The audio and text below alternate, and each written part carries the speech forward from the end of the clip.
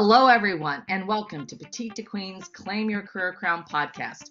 I'm your host, Lynn, and today I'm joined by our very special guest, Dr. Cassandra LeClair.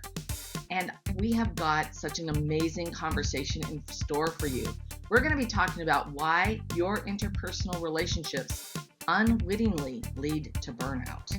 So I am really fascinated to learn about this, and I want to tell you something about Cassandra. She is a communication consultant, author, and motivational speaker. She's an expert on communicating in relationships and improving connections. Cassandra helps high-achieving women lead through interpersonal and intentional communication so that they can take aligned action and embody their personal power. Dr. LeClair's mission is to educate individuals on how to understand their communication patterns, to have effective and healthy communication, to enhance their personal and professional relationships. Cassandra, I am so glad to have you here, and we've had such a fun time chatting before the show. This is going to be amazing. Thank you for coming. Thank you for having me. I'm really excited to have this conversation. I know there's just a lot of different directions we can go with it, and I'm here to have fun and learn. All right. Well, for everyone who's joining us for the first time, I just want to point out if you want to make sure you don't miss a single episode, take this opportunity to subscribe to Claim Your Career Crown wherever you get your podcasts. And if you love what we're doing, please give us a 5-star review. All right. Let's move into the conversation, Cassandra, because this is really fascinating. I'd love to hear how you got started and what inspired you so that you help women in this way. Like many people who I think are helping others, I came from a place of knowing that I had to help myself. So the people that I work with and that I help are really individuals who are struggling with similar things that I've struggled with. And for me, I was a professor for many, many years teaching about relationships, talking about the ways that we move through things. And what I found is that, a lot of times we think we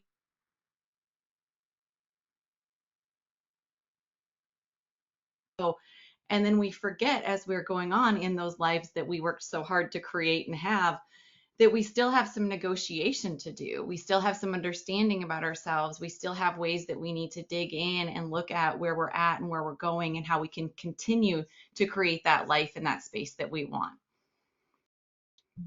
Yeah, that is so true. And when you want to help and serve others, when you start to go down that journey yourself, you become an expert because you're a step or two ahead and you are able to then guide people along their own journey. And I'm really fascinated to learn how you do this and if you have a specific process that you follow. How do you build up this plan and the journey for the women that you work with? A lot of it comes back down to elements of interpersonal awareness. For so many of us, we're frustrated or angry or resentful at different situations or scenarios or maybe other people.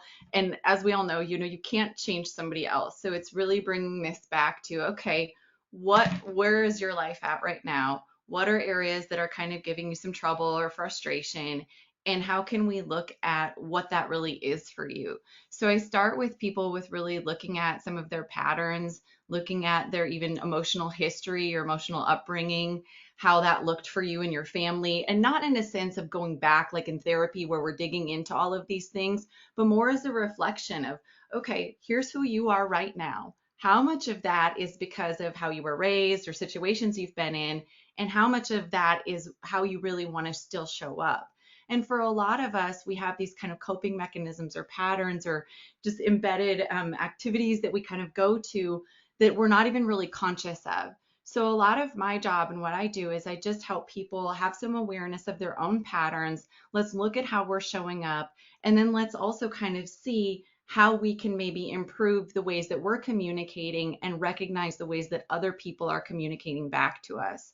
So it's a multifaceted process of really kind of, I'm teaching and leaning in on my education and all the trainings that I've had, but then really asking people to do the work for themselves. I can give you all of this insight, but you have to look at your own life and how does this apply to you? So you talked about, boundaries and burnout and all of those things. Really helping people with their own scenario. I can tell you to go journal, or I can tell you to go get up at 5 a.m., but if that doesn't fit in your life, you're not going to do it or find it useful. So I really want people to look at all of the wonderful tools and tips that are out there, but then come to an understanding of how can I take action in my own life that feels good to me. And that's where that aligned action comes in for me, is what is it going to feel like to you to show up as yourself? And do you even know? And a lot of times we don't. Yeah, no, I love that aligned to yourself. And because it's about being your authentic self and showing up as your best self.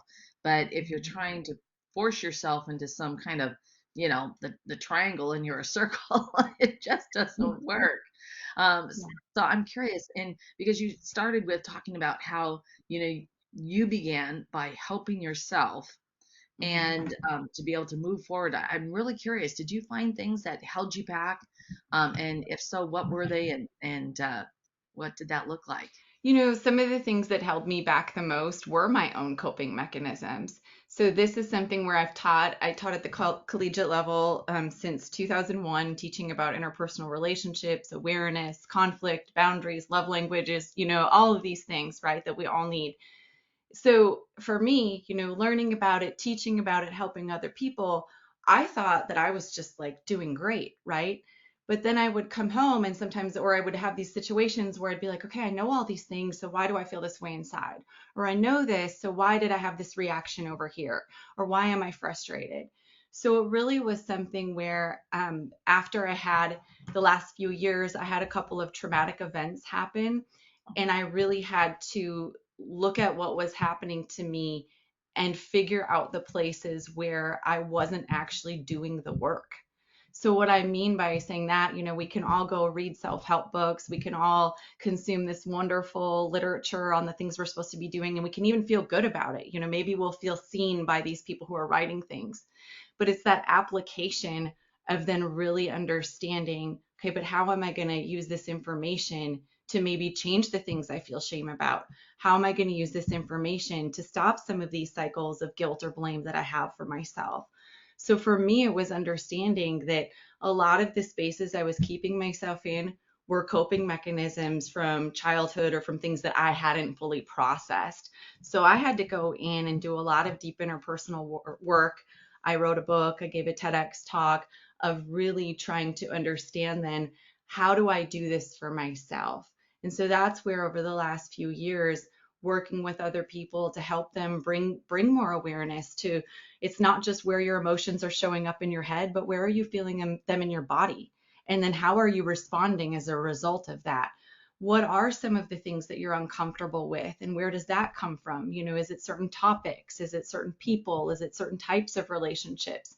So for me, it was taking all of that knowledge again and really being able to take an honest look at my own patterns without shame or judgment, because that's what we want to do. Then we want to beat ourselves up, but to really just look at them and say, okay, these are the things that are, going on with me, or these are my go-to patterns and habits. So am I happy with them? Or where am I keeping myself in a space that I'm not happy, and what can I do about it? Because again, I think so often we need to regain some of that personal power, because we give it away pretty easily. And so recognizing that we absolutely have the ability to kind of look within. And again, that's not going to change all our circumstances. That's not going to change all of, the hardship that we have, but it can change the way that we move through things. And that's something where for me, over the last like 4 years, the practice of doing that and of really enacting some of these things became much more personal for me, as opposed to just like telling other people to do it. Yeah, no, I love this because this is practice is how we learn. We learn by doing. We learn by reading and to listening and seeing, but we also core learn by doing. We have to do the activities. That's like on the collegiate level why you would have homework, why we have homework at Exactly. And I give school. people homework. Yeah. And so because we need to do the work ourselves and to process that. So I'm really curious, from your experience and the people that you work with, what holds other people back in this space? For women, a lot of it is we don't want to let other people down. And so we carry a lot of weight of people pleasing. We carry a lot of weight of thinking that everything has to fall on us. So we can't ask others for help, or we can't delegate because everything's going to fall apart. And then we walk around feeling exhausted or frustrated at others for not carrying their own, weight. And instead of really being able to understand that, how are we keeping ourselves in those spaces? And what are some small ways, again, that you can take back some of your power or regain some of that space for yourself, so you're not breeding resentment or burnout or frustration? And I think the biggest kind of stumbling block for a lot of us is thinking that there's no, oh, I can't do that. Oh, there is no time in my schedule, or I just don't have time for that, or I don't have the money. And so it's all that resistance that we have to clear away. And for me, that's again where I have to be honest. Like, it literally took a car crash for me to be like, oh, all right, okay, I got to do this. So it isn't easy to stop. It isn't easy. I had so many obstacles or things come into my life where they should have been the thing that woke me up. They should have been the reason, oh, okay, now I'm going to dig in, but they weren't. So this is too where everybody has to kind of get to their own like breaking point for themselves about, all right, I really am ready to change. And not change because there's anything wrong with you. That's the first thing too. You're wonderful as you are. But if you are keeping yourselves in a space, or you're feeling like some of these frustrations or resentments, or you're just not happy, it's like really understanding then that there are spaces that you can move into that maybe will look better for your own life or your own situation. So that's the hard part, I think, is like letting go of all the reasons why it won't work and allowing yourself to think that it will. Yeah. That is so true. That's so true. And it can be such something very simple that you can, to your point, you ask for help. As simple as, at the Thanksgiving dinner, you ask and delegate and direct people to participate in doing things so that it's not all on you, right? Yeah.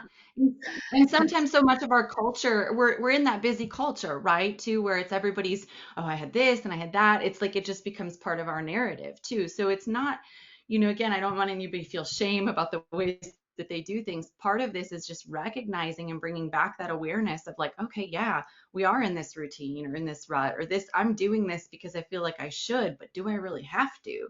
And just kind of questioning some of those things where we've just gone along with it because that's the space, or sometimes because we are so busy and playing so many roles that you're just trying to get through. So it's really asking people like, what would your life look like if you weren't just trying to get through it every day? Yeah. Yeah. No, that's brilliant. And that's one question that we can ask, because I was going to ask you what our listeners should do next if they feel that they're in this space, to help them, sort of shake up their paradigm and to be able to, make a move forward. What would you suggest?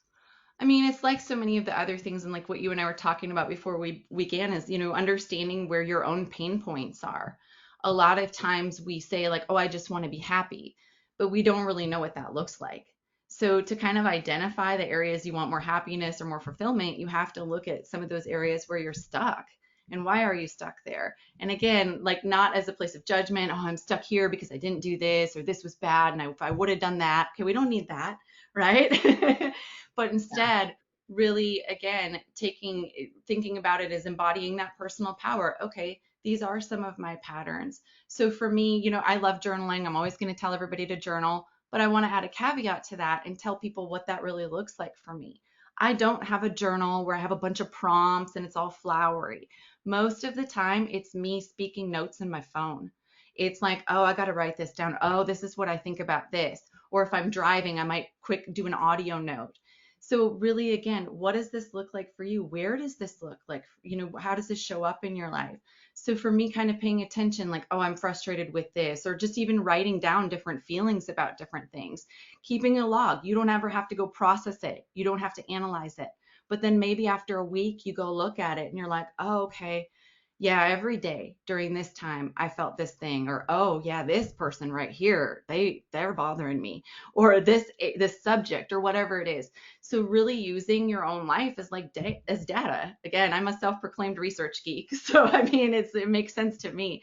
but really you're understanding your patterns. You're looking at those places where maybe you don't even know that it's stressful to you. So I used to come home when I worked late and I would just kind of fall apart. I would feel stressed, got to get the kids, got to make dinner, all of these things, right? And then just kind of feel frantic. It took me way too many years to understand that when I first get home from work, I need a minute before I can immediately jump into everything. And that sometimes those minutes, if your kids are younger, what have you, might be, in your car by yourself before you come in or when you're loading up groceries or whatever it looks like. But again, what can that look like for you? What does that pattern look like for you? Maybe for you, it's like you do need to try to get up earlier before everybody else so you can get your coffee time in. Again, where are these spaces? And for me, it was really understanding then that those patterns don't mean I'm stuck. Those patterns help me understand new spaces I might want to create for myself. And they also help me understand, hey, I'm actually pretty good at this over here. So it's not just, again, about where are the areas where things are falling apart or that you feel frustration in. Where are the areas that you feel joy and what makes you feel joyful there? And how can we translate that across other things? Yeah. Yeah, that's brilliant. That's brilliant. Thank you so much. Cassandra, this has been an amazing conversation about sharing why your interpersonal relationships can unwittingly lead to burnout. So let's all pay attention to those patterns, everyone. Cassandra, I know that our listeners are going to want to know more about you and where they can find out more about you. Well, I'd love just to have everyone go to www.cassandraleclair.com/guide. And what that is that's a free resource of 30 ways to say no without guilt, because that's part of this too, right? A lot of times we should ourselves or we say yes to things. And sometimes because we want to and we care about people and we want to help them. So again, really understanding places where you can look at these patterns for yourself. So I'd also love for people to find me on social media, on Instagram, on LinkedIn at Dr. Cassandra LeClair. And again, my website is CassandraLeClair.com. Well, that was so good. I'm taking a note right here. 30 ways to say no without guilt. I love it. I love it. All right. This has been such a great conversation. We're going to include all the links below so that you are one click away. And for everyone who tuned in, thank you so much. And if you have ideas that you would like to share, we love hearing from you, and you can leave us a comment down below. Or if you have a question or would like to suggest a topic for discussion, you can email us at jointheconversation@petitetoqueen.com. And of course, to stay current on all of our insightful advice, our breakthrough advantages, and incredible episodes like the one today with Cassandra, you can sign up for our weekly wisdoms newsletter at petitetoqueen.com. I want to thank everyone again who tuned in. And Cassandra, thank you so much. This has been just a tremendous episode. Thank you for having me, Lynn. And again, reach out to me if there's anything that comes up for you. I love meeting new people, and I'm so grateful to be here.